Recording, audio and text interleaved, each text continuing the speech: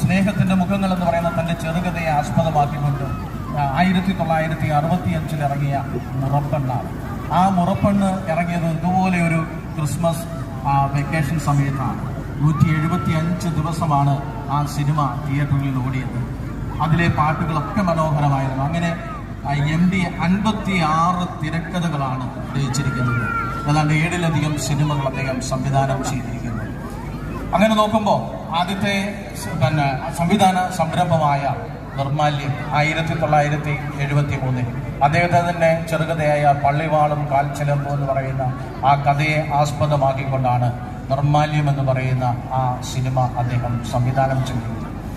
ഇന്നത്തെ സാഹചര്യത്തിലാണെങ്കിൽ ഒരുപക്ഷെ വളരെയധികം വിവാദമാകാവുന്ന വിപ്ലവകരമായ ഒരു പ്രമേയമാണ് അദ്ദേഹം ആ സിനിമയിൽ കൂടി അവതരിപ്പിച്ചത്. ആ സിനിമയ്ക്ക് ഏറ്റവും മികച്ച ചലച്ചിത്ര